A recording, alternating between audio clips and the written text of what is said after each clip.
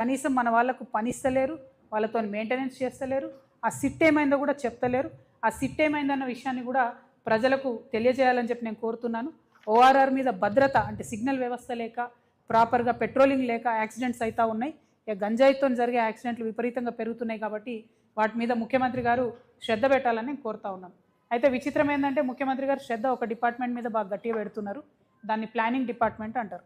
అయితే ఈ ప్లానింగ్ డిపార్ట్మెంట్లో ఈ సంచులు మోసే భీమ్బాయ్ ఉంటారు ముఖ్యమంత్రి గారి దగ్గర. ఆయన పేరు చెప్పడం నాకు ఇష్టం లేదు, కానీ ఆయన కంప్లీట్గా ఆయననే ఇన్ఛార్జ్ అన్నట్టు. ఈయన చైర్మన్ ఉంటే ఆయన వైస్ చైర్మన్ అన్న లెవెల్లో వాళ్ళు చెప్తే తప్పితే పని అవ్వడం లేదు. రియల్ ఎస్టేట్ వాళ్ళందరూ కూడా వచ్చి మొత్తుకుంటున్నారు. హైడ్రాతోని రియల్ ఎస్టేట్ సగం కుదేలు చేసిండ్రు. రెండవది అవినీతితో కుదేలు చేస్తున్నారు. Per square feet 150 rupees up front ఇస్తే తప్ప పర్మిషన్ ఇవ్వమని చెప్పి ప్రభుత్వం రియల్ ఎస్టేట్ వాళ్ళను వేధించడం మానుకోవాలి. రియల్ ఎస్టేట్ వాళ్లకు మీరు కంప్లీట్గా ఎక్స్టార్షన్ చేస్తూ ఉన్నారు. దీని మీద మీరు ఈ వేధింపులు మానుకోకపోతే, ఈ ఎక్స్టార్షన్ మానుకోకపోతే ఖచ్చితంగా అవసరమైతే ఈడీ వరకు కూడా కంప్లైంట్ ఇవ్వడానికి తెలంగాణ జాగృతి వెనుకాడదని చెప్పి ఈ సందర్భంగా తెలియజేస్తూ, మరి గుంపు మేస్త్రి గారు జిహెచ్ఎంసీ అంటే గ్రేటర్ హైదరాబాద్ మున్సిపల్ కార్పొరేషన్ కాదు, గుంపు మేస్త్రి గారి హయాంలో జరుగుతున్న మహా కరప్షన్ అని చెప్పి మేము చెప్పాలనుకుంటున్నాం. ఈ కరప్షన్ని తప్పకుండా మీరు చెక్ చేయాలి, దీని మీద ఆలోచన చేయాలి. మన హైదరాబాద్ సిటీ డెవలప్మెంట్ని పక్కకు పెట్టి ఈ అవినీతిని మీరు ఇంకా పెంచుకోవడానికి ఫ్యూచర్ సిటీని ముందుకు తీసుకొచ్చి పెడతా ఉన్నారు. అది కరెక్ట్ కాదు. హైదరాబాద్ సిటీలో మీరు ఫెసిలిటీస్ ఇవ్వండి, ఈ సిటీ ఎదిగేలాగా చూడండి, ఇక్కడ కంపెనీస్ వచ్చేలా చూడండి. ముందు దీన్ని ప్రొటెక్ట్ చేయండి, తర్వాత ఫ్యూచర్ సిటీ గురించి ఆలోచించండి.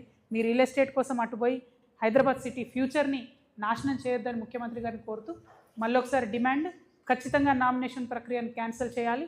టెండర్ సిస్టమ్ ద్వారా మాత్రమే ₹1 అయినా సరే ప్రజలకు జవాబుదారీగా ఉండేటట్టు ముఖ్యమంత్రి గారు శ్రద్ధ పెట్టాలని కోరుతూ సెలవు తీసుకుంటున్నాను. Thank you. జై తెలంగాణ, జై తెలంగాణ, జై జాగృతి.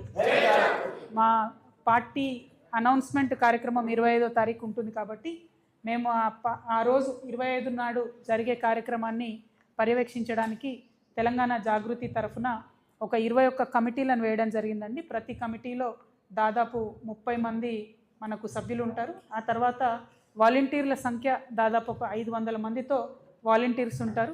ట్రాఫిక్కి కానీ పోలీస్ వాళ్ళకి కానీ వచ్చేటటువంటి అన్ని జిల్లాల నుంచి తరలి వచ్చేటటువంటి వెహికల్స్కి ఇబ్బంది కాకుండా ఈ కమిటీస్ విత్ ఫోన్ నంబర్స్ మేము మా సోషల్ మీడియాలో పెట్టడం జరుగుతుంది.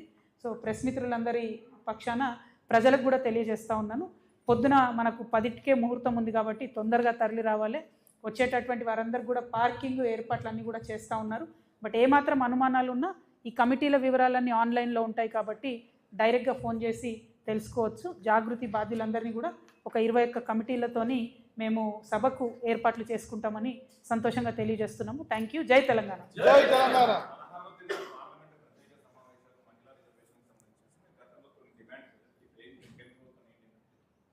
ప్రధానంగా ఒకటండి, మహిళా బిల్లు మీద పాత సెన్సెస్ని ఇప్పుడు అప్లై చేయడం అన్నది చాలా అన్యాయం. ఆల్రెడీ దీనివల్ల మొన్న జరిగిన పార్లమెంట్ ఎన్నికల్లో మహిళలకు అవకాశాలు పోయినాయి. దాదాపు 10-12 రాష్ట్రాల ఎన్నికలు జరిగినాయి, వాటన్నిటిలో కూడా మా అవకాశాలు పోయినాయి. ఇప్పుడు ఈ అవకాశాలన్నీ పోగొట్టింది 2027 సెన్సెస్ వస్తే ఆ డీటెయిల్స్తో ఏదో లాభం జరుగుతుందని మేము అనుకున్నాం. ఇంకొక ఏడాది అయితే 2027 వస్తుంది. మరి ఆ సెన్సెస్ కోసం ఆగితే డెఫినెట్గా మహిళలకు ఇంకొన్ని సీట్లు ఎక్కువ పెరుగుతాయేమో అని ఒక ఆలోచన. రెండవది, ఈ సెన్సెస్లో కులగణన చేస్తామన్నారు కాబట్టి బీసీ బిడ్డలు ఎంతమంది ఉన్నారో లెక్క పెడతారు కాబట్టి బీసీ ఆడబిడ్డలకు రిజర్వేషన్ వస్తుందేమో అని మేమందరం కూడా ఆశపడ్డాం. కానీ ఆ 2027 సెన్సెస్ వరకు ఆగకపోవడం వెనుక భారతీయ జనతా పార్టీ మరొకసారి వాళ్ళు బీసీ వ్యతిరేకులు అని చెప్పి వాళ్ళంతటా వాళ్ళే నిరూపించుకుంటా ఉన్నారు. దయచేసి బీసీ బిడ్డలు ఆడబిడ్డలు వేచి చూడొద్దు. చాలా బలంగా మనం కోరాల్సిన అవసరం ఉంది. అర్జెంట్ ఏం లేదు మనకు ఇప్పుడు సీట్ల కోసం, ఎందుకంటే మధ్యలో ఇంకొక 5-6 రాష్ట్రాల ఎన్నికలే ఉన్నాయి. 2027 తర్వాత చేస్తే సీట్స్ పెరుగుతాయి, బీసీ రిజర్వేషన్ కోసం కూడా ఫైట్ చేసే అవకాశం ఉంటుంది. కాబట్టి దానికోసం వేచి చూడాలన్నది మా ఆలోచన. బట్ 16, 17, 18 మేము కూడా డ్రాఫ్ట్ బిల్ వచ్చిన తర్వాత స్టడీ చేస్తాం. అవకాశం ఉంటే ఢిల్లీకి కూడా వెళ్దాం అనేటటువంటి ఆలోచనలో ఉన్నాం.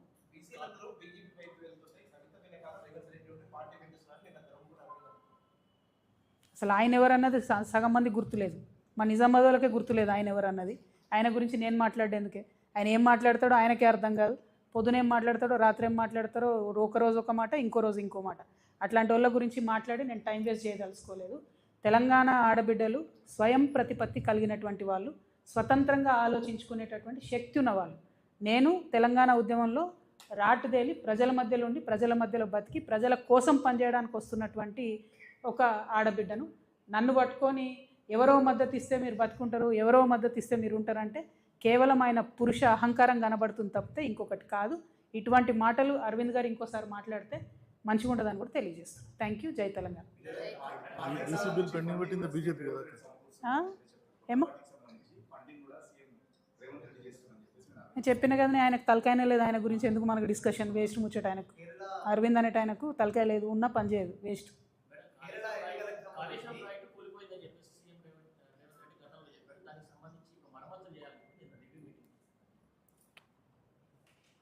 సేమ్ థింగ్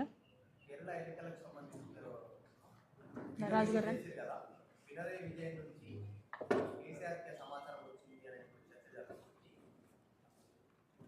అంటే కేరళ ప్రజలను తెలంగాణలో కాంగ్రెస్ పార్టీ మనం చేసిన మోసాన్ని తెలియజేయడం కోసం మాత్రం నేను ఆ వీడియోని రిలీజ్ చేసినాను. అంతో ఇంత కేరళ ప్రజలు కాంగ్రెస్ పార్టీ చేసిన మోసాన్ని తెలుసుకొని లిబరల్ లెఫ్ట్ని గెలిపిస్తే నేను సంతోషపడతాను. డెఫినెట్గా అందులో డౌట్ లేదు.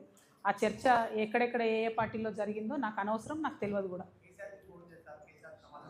నాకు ఐడియా లేదు. నీ లెక్క నేను కూడా పేపర్లో చూసిన తప్పితే నాకైతే ఐడియా లేదు. బట్ కాళేశ్వరం అనే ప్రాజెక్ట్ని ఇదివరకు వాడుకోము అని చెప్పినటువంటి ముఖ్యమంత్రి గారు మళ్ళీ కాళేశ్వరాన్ని ఉపయోగంలోకి తేవాలి అనేటటువంటి ఆలోచన నేను వెల్కమ్ చేస్తున్నా. 2 కారణాలు. కరెక్ట్గా కాళేశ్వరాన్ని కక్కుర్తి లేకుండా కమిషన్ల కోసం ఆశపడకుండా పూర్తి చేస్తే అన్ని జిల్లాలకు కూడా నీరు ఇచ్చేటటువంటి ఆస్కారం ఉన్నది. కానీ దానికి సంబంధించినటువంటి సిన్సియర్గా పని కాంగ్రెస్ ప్రభుత్వం చేస్తుందని చెప్పి నేనైతే అనుకుంటలేను. ఎందుకంటే వాళ్ళు కర్కశంగా గత 2.5 సంవత్సరాలుగా అన్ని సీజన్లలో కూడా కాళేశ్వరం ఫెయిల్ అయిందని చెప్పడానికి 8.5 లక్షల ఎకరాలను ఎండబెట్టిండ్రు. తెలిసి అంత కర్కోటకంగా ఉంది కాంగ్రెస్ ప్రభుత్వం. కాబట్టి అటువంటి ప్రభుత్వం కాళేశ్వరం రిపేర్ చేస్తుందంటే అది కేవలం కమిషన్ల కోసమే అని చెప్పి నేను అనుకుంటున్నా తప్పితే రైతుల కోసం అయితే కాదు. Thank you. జై తెలంగాణ. సారీ, క్షమించాలి, ఒక్క నిమిషం. మా హెచ్ఎంఎస్ రాష్ట్ర సెక్రటరీ గారు రాజు గారు వచ్చినారు. వారు ఇప్పటిదాకా ఇచ్చినటువంటి వివరాలతోనే నేను హెచ్ఎండిఏకి సంబంధించి జిహెచ్ఎంసీకి సంబంధించి అవినీతికి సంబంధించి నేను ప్రెస్ మీట్ పెట్టడం జరిగింది. అనేకమైనటువంటి ఆర్టీఐలు వేసి చాలా సంవత్సరాలుగా కొట్లాడుతున్నారు. దాదాపు ఒక 30,000 మంది జిహెచ్ఎంసీ కార్మికుల రిప్రజెంటేటివ్గా రాజు గారు మరి ఈ సమాచారాన్ని అంతా ఇచ్చినందుకు వారికి మనస్ఫూర్తిగా ధన్యవాదాలు తెలియజేస్తున్నాను. నెక్స్ట్ టైం ఇంకా సానుకూలంగా చాలా డీటెయిల్గా ఫైట్ కంటిన్యూ చేద్దాం. కాకపోతే మళ్ళీ ఒకసారి ముఖ్యమంత్రి గారికి ఒకటే డిమాండ్, దయచేసి టెండర్ ప్రక్రియను రద్దు చేయండి. ఎవరైతే రిటైర్డ్ ఉద్యోగులు ఎంబీ బుక్లను రాస్తూ ఉన్నారో ఆ పద్ధతిని కొనసాగించకుండా ఎవరైతే కరెక్ట్గా సంతకాలు పెట్టాలో ఆ టెక్నికల్ ఇష్యూస్ అన్ని సరిచూసుకునే విధంగా అవినీతి